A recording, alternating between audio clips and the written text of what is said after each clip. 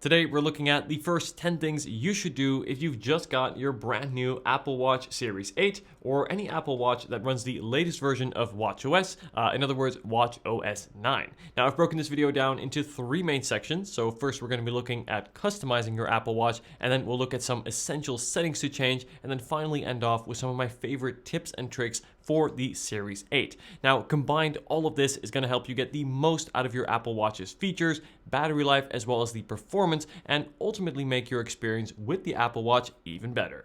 But first, before we get started, I am doing a giveaway on this brand new iPhone 14. And if you want a chance to win, be sure to subscribe to my channel, like this video, and leave a comment with your Instagram username. And then follow me on Instagram, where I will announce the winner on April the 29th.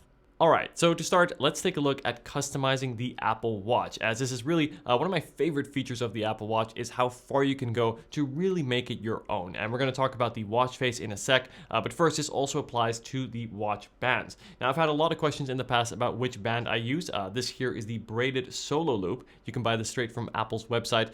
This particular color is the dark cherry variant. Now, unfortunately, they don't seem to sell this particular color anymore, though they did recently come out with a olive green color, which I think looks really great, and they also have a blue and I believe an off-white color as well. It's a very comfortable, stretchy, breathable band that I can highly recommend. Okay, so now let's take a look at customizing the watch face. Now, first, to swipe between your watch faces, you can simply swipe between the left and right side of your display here, and you're going to want to make sure you swipe right from the edge, and this will allow you to instantly change up the entire look and feel of your Apple Watch. You can match it to your band, match it to your outfit, or even occasion, as different watch faces will serve different purposes, but we'll get on into that in a sec. Now, to create a new watch face, you can go ahead and tap and hold on your existing watch face, and this will then open up this secondary menu where, once again, we can swipe between our watch faces. We can also edit our existing watch faces, but then if we swipe all the way to the right, we will find a little plus icon right here, and then tapping into that will allow us to add a new watch face. Now, we can go ahead and scroll through here. You can see we have an extensive list to choose from.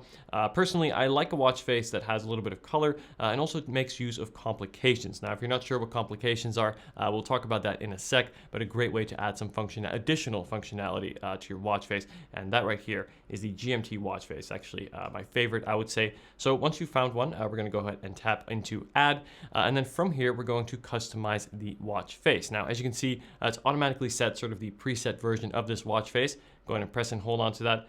And then tap edit, and this will allow us to customize it further. Now, there's multiple different layers of customization. So some watch faces will have more, some will have less. And you can see here on the top, if we swipe, you can see the different layers of customization. So first here is, of course, the color. Now, one of the beautiful things I think about the GMT watch face is you get that two-tone look. I see we got this orange one here that we had earlier, and it also, of course, allows you to see two different time zones.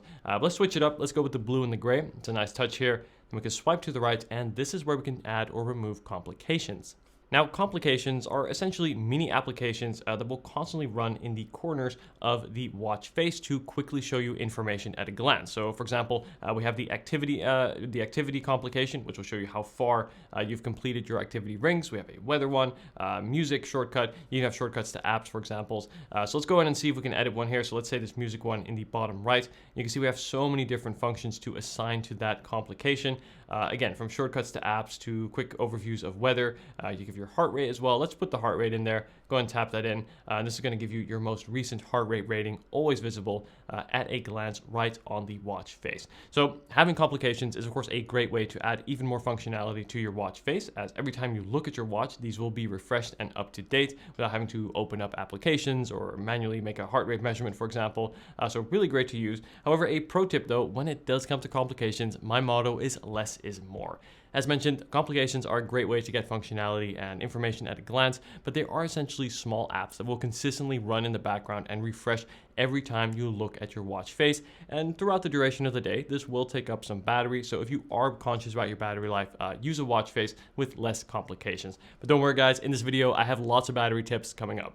And then on this particular watch face, we also have the option to turn on and off the date window. I like to have this on. I think that's always nice to have at a glance. And then once you're happy, we're going to go ahead and press in on the digital crown, tap into the watch face, and as you can see, we've just created our new watch face with the modified complication for the heart rate, maintaining the date window, and of course that custom two-tone color that we set up earlier. Now I want to take you through some essential settings to change for the Apple Watch. Now the Apple Watch itself does have a pretty good settings app built in, and while you can access a lot of the settings through here, the best way to do this is actually on your iPhone with the accompanying Watch app. You just get a bigger overview and access to settings that you won't find just on the Apple Watch. So let's go ahead and switch over to the iPhone. And here we are on the iPhone. Now the application that you're going to want to be looking out for here is the Watch app. Now this will come pre-installed on all iPhones, though if you don't already have it, or if say you've accidentally deleted it, just go to the App Store, search for Watch, look for this icon, and you can download it for free from there as well.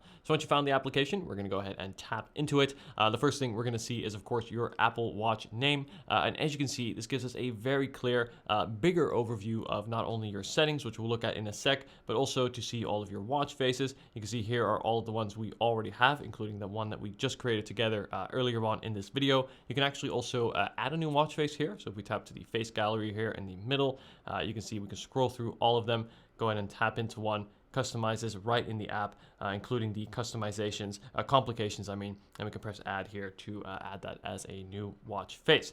Anyway, we are here for settings though. Settings are really crucial. It's the kind of thing, it may not be the most fun thing in the world, but believe me, once you've set this up correctly, you're gonna get much more out of your Apple Watch, especially in terms of the battery life, the performance, as well as enabling some new features you may have not known your Apple Watch had. So let's take a look. So let's do this chronologically from top to bottom, starting off with notifications. Now, receiving notifications on my Apple Watch is fantastic. In fact, it is one of my favorite features of the Apple Watch. It's a great way to sort of remain in touch with what's coming in while not being fully taken out of my current task. So for example, if say I get a notification on my iPhone, I tap into it, I respond to the notification or view it, chances are I'm going to also then open another app. I may as well refresh my Instagram feed, for example. And then before you know it, you're spending 5, 10, 15 minutes back on your phone, all because of that one notification. And this is where I think the Apple Watch is actually really great at limiting that screen time. As on the Apple Watch, I'll just review the notification, look at it. If it's important enough, I respond it. If it's not, I leave it for later and know that it's nothing important, and then stay in whatever task I'm currently doing, whether it be work or something fun, whatever it is. Less screen time is always good, and I think the Apple Watch really helps with that. However, it is essential that you only let important notifications come to your Apple Watch. And this is where that setting comes in. So what you can do here is we scroll down, you get a list of all of your applications, and you can see almost all of them are going to want to send you notifications, but the reality is most don't. And as you can see, more than half here I have definitely turned off. So I've only turned on some messaging apps, certain important social media, maybe a few finance here and there. Most of it is just off. That way, again, if my watch goes off, I know it's something important, and then once or twice a day or throughout the day, I'll periodically check my phone to see all my other notifications, perhaps some shopping ones that may be useful, but not important enough to get to my watch and bother me throughout the day. So also a great way to save battery, by the way, because of course, every time your watch goes off, it has to activate the vibration motor, it has to activate the speaker, the display, and this will take battery. So less notifications coming in is good for that too, good for your battery, and good for your well-being.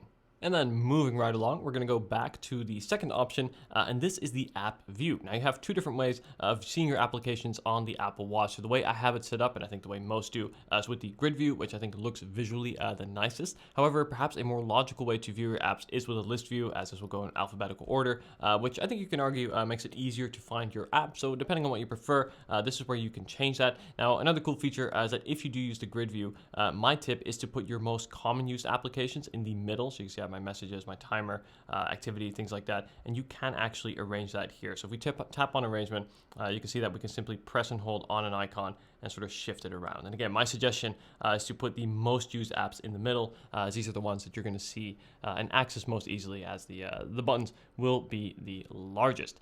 Now, let's go through a few quick settings here in general. And the first is to make sure that you turn on automatic updates. So we're going to tap into software update. You want to make sure that automatic updates is on, not only for security reasons, but also a great way to add new features to your Apple Watch, bug fixes, things like that. Typically, it will only update overnight once your watch is charging, meaning you won't have to worry about it during the day, and you'll just wake up to a notification that says your watch is now up to date. So very seamless, and I think well executed in the background. So definitely keep that on. Now, this is only going to affect, this next tip is only going to affect around 7% of the population. But if you are cool like me and left-handed, you may have noticed that I actually wear my watch wrist on my right hand, and a lot of people in the comments have pointed this out. If you are left-handed, it makes more sense to wear your watch on the right hand. So here you can change your watch orientation. You have two options. First, you can choose which wrist you wear it on, and you also have the option to rotate the watch. As if I were to wear my watch on my right wrist, like it normally would be like this, you can see the digital crown is on the top right, and if I were to access that, I would be covering the display. So turning the watch around means I don't cover the display to access the digital crown. So just a little quality of life or comfort feature that I do recommend you do, again, if you are left-handed, such as myself. And if we go back once here, we go down to background app refresh. Now, background app refresh is kind of similar to notifications, where most apps are going to want to refresh in the background. But again, this will take up battery. Now, there are still some advantages to running apps in the background, as when you open that application, it will be up to date. So you do have the option to turn it off for all. I don't suggest you do this. Certain apps, for example, your activity, your calendar, mail, your Find My messages, you're going to want to have these always up to date. So I think for some apps, it is worth allowing them to run in the background. But you can see that many of them I have also turned off. Again, a great way to save battery and really fine tune your watch to the apps and features that you need and turn off the ones that you don't. And if we go back one page here and scroll down, we have two options that I suggest you turn on. And the first here is bedside mode, and the second is enable screenshots. Now, bedside mode, when you charge your watch, chances are you do this overnight. Bedside mode will essentially show you a very minimalistic watch face in which you just see the time, you don't see your notifications, and it's also very dim. So this is perfect if, say, you are late at night and you want to quickly check the time, but not get distracted by notifications. Definitely suggest turning this on. This will also, of course, automatically turn off when you take your watch off the charger in the morning. Then we also have the ability to take screenshots on the Apple Watch. Now to do this, you're going to want to quickly press together the digital crown and the side button at once. It will then take a screenshot, as you can see, and that will then be saved on your Photos app in your iPhone, where you can then share it, annotate it, or anything like that. So useful to have on as well.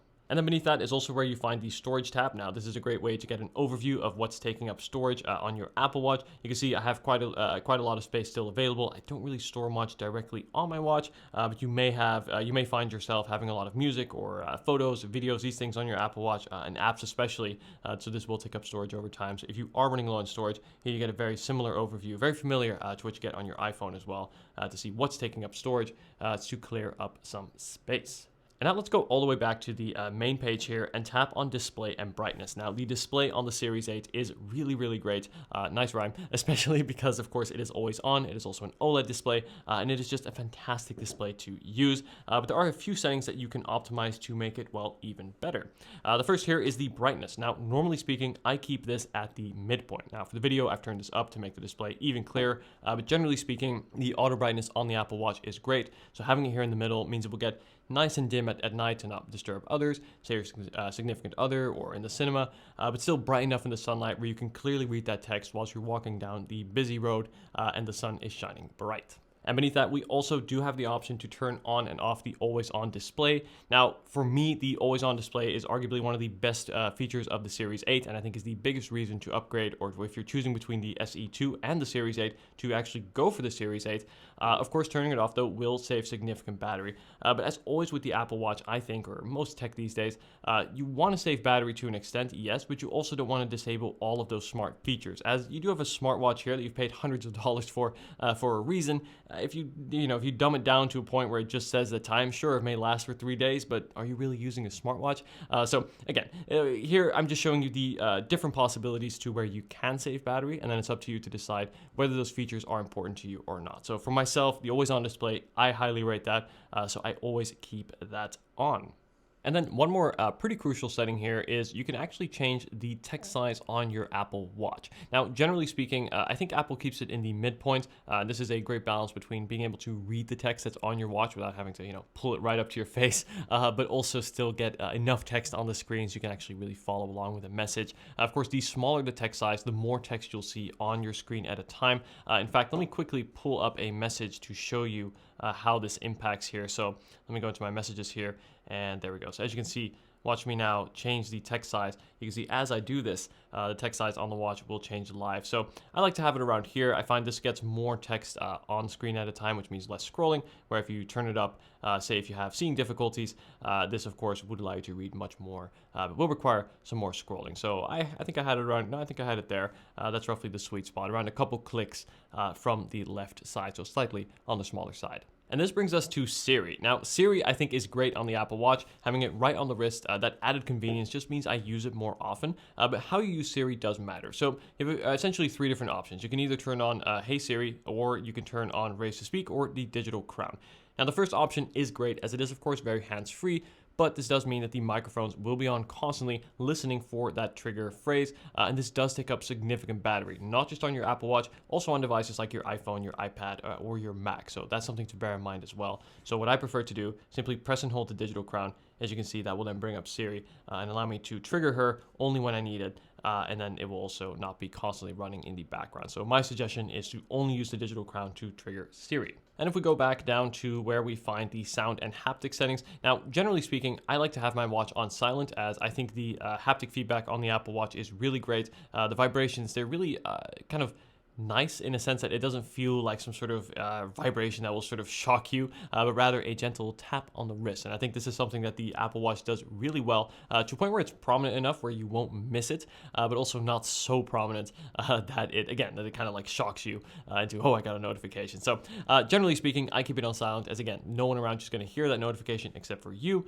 And you can, of course, here turn on and off silent mode, as well as change the alert volume. Again, I like it in silent. You do have the option to make the vibration even more prominent. So I don't know if you wear a lot of layers, for example, or if you have a looser watch band, you may want to turn it up. I think for most, including myself, the default setting here is fine. And then let's take a look at the passcode. So we got a couple of security settings here. So for this, we're just going to quickly unlock the Apple Watch. There we go. So here we have a few options that I think are really essential to turn on. And the first is unlock with iPhone. So every morning when you turn on, or when you put on your Apple Watch rather, normally speaking, you'd have to enter your password once, as of course it will detect that it's been off your wrist, and then we put it back on. But if, say, you put on your Apple Watch and then also unlock your phone, say with your Face ID, it will then also automatically unlock your Apple Watch. So you won't actually have to type in the password on the watch. So nice little quality of life feature that I like to turn on. In terms of security, I really recommend you turn on Erase Data. Now, if your Apple Watch is ever lost or stolen, and if it's found by someone, say some bad actor or someone with, I don't know, malicious intent, first thing they're probably going to try to do is brute force their way into your watch by guessing your password. Now, if your password is guessed incorrectly 10 times, it's going to automatically erase all of the data on your Apple Watch. Don't get me wrong, the Apple Watch, it's expensive, you don't want to lose it, but ultimately what is most important is, of course, your personal data. This ensures that even if your watch is lost, your personal data is safe and will not end up in the wrong hands. And then just beneath that is where we find the emergency SOS settings here. Now, you're going to want to make sure that these new settings, including the call after a serious crash, which is crash detection, you're going to want to make sure that that is turned on, as well as fall detection. So as the names imply, if you're ever in a serious car crash or a fall and you don't respond, the Apple Watch will call for emergency services on your behalf, and this has literally saved lives over the years. So it's just a small but reassuring thing to have on, knowing that that's constantly running in the background. Anyway, so those are the essential Apple Watch settings that I change immediately when I get a new Apple Watch. And that, again, I think strike that balance between improving the watch's performance, getting most out of the features, but crucially, the features you want, as turning off features that you don't need will help save battery. And for the Apple Watch, this is great. Now, I would say my Apple Watch lasts me all day. I end it with around 20 to 30% remaining. So this setup works quite well for that. And as you can see, still allows me to use things like the always-on display. But anyway, guys, let's go ahead and take a look at some Apple Watch tips and tricks. And here we are back on the Apple Watch. I now want to take you through some of my favorite tips and tricks when using the Apple Watch Series 8 every day, and when using the Apple Watch for, well, what is the past 3 or 4 years now. I've been using the Apple Watch for a long time, and through that, I found some really useful tips and tricks that I want to share with you today. The first here are actually specific to the Apple Watch Series 8, and that is the ability to reply to messages. Now, all Apple Watches do have the ability to do so, and there's many different ways, or you have several different options of doing so, but on the Series 8, you actually get a full screen keyboard. You can see if we tap into the respond text bubble here for the message, we actually get an on-screen keyboard, and we can go ahead and start typing. Now, the keyboard here is quite small. As you can see, I'm trying to type through it here through my camera's viewfinder. It is quite small, but you do have suggestive text in which it will show up some recommended words based on your language learning and the sentence you're typing. And it works quite well for maybe a line or so of text, and it is really great to see. And even here on this smaller 41mm Series 8, I find it to be quite usable. And we also have the option here to throw in an emoji. We got your most recent ones. You can also search, of course, and we can also use dictation. So we can say, that sounds great, looking forward. There you go. That will then type in. Go and pause that there, and we can tap send on the top right. And of course, you can also respond with a single emoji. But the keyboard is really my go-to way, especially on the Series 8. It's just a little more subtle, especially if you're out in public. And then typically, if I have a longer response, I will use the dictation, which is great. I found it to work really well. Even if, say, you're walking by a busy road, it effectively picks up your voice from the other outside noise and does pretty well at transcribing your voice to text. Now, if we look at the side of the Apple Watch here, we have the side button here. So that's this button over here, and then we got the digital crown. Now, if you tap into the, touch the side button, this will open up the multitasking menu. So let me quickly type in my password here. There we go. And this is going to show you all of your open apps, and you can simply swipe through them using the digital crown or your finger on the display. And this will allow you to quickly see what's open, close an app by simply swiping to the right, pressing the little red X, and then you can also quickly switch between apps. But an even better way to switch between two recent apps, so let's say I have my messages open here, and let me open up, let's say, the weather app here. So let's say I'm writing to someone, I want to know the weather. No, not the compass. Hold on, let me do that one more time. There we go. There's the weather app. Now, to quickly switch between these two most recent apps, what you can actually do is also double press the home button or the digital crown. And as you can see, that's going to swipe between our two most recent apps. So in this case, I have the compass here and the weather. And this is a great way to, again, quickly switch between two apps without having to first go to the multitasking menu, swipe between it, or go back to the home screen, swipe between them like so. Quick little tip that will save you some time throughout the day. And then finally, to turn off your Apple Watch, go ahead and press and hold the side button, and this will open up this secondary menu where we can also show our medical ID. If you don't have this set up already on your iPhone, I highly recommend you do so, as this will enable anyone to see your essential medical information, blood type, height, weight, etc., without having to unlock your device in an emergency situation. This would definitely be useful to have on. Here we can also start an emergency call. Now, this feature is available regardless of which Apple Watch you have, whether you have the cellular or the non-cellular version. As on the non-cellular version like I have, it will simply use your phone's reception to make that call. And then at the top right here we have the power button, and we can swipe to the right to turn off the Apple Watch. Anyway guys, congratulations, you have now made it to the end of the video, and by watching this you're officially an Apple Watch Pro. No, but all of these tips and tricks all together will help make your experience with the Apple Watch even better. I myself, and I think for many, the Apple Watch is a fantastic tool that really adds convenience, as well as some unique features that I use and appreciate every day. And through that, I want to share with you guys some of my most essential tips and tricks in this video. Anyway guys, thank you so much for watching this video. Let me know if you have any questions at all. If you haven't seen them yet, I highly recommend watching my Apple Watch Series 8 screen protector comparison video, as this is a wonderful display. Unfortunately, it does scratch, so I do recommend you protect it. So that video will definitely be worth a watch, no pun intended. And I also have my Apple Watch Ultra Series 8 to SE2 Ultimate Comparison video. You may want to check it out if you're considering your first Apple Watch. Anyway guys, thanks again for watching, and I'll see you guys in the next video. Take care.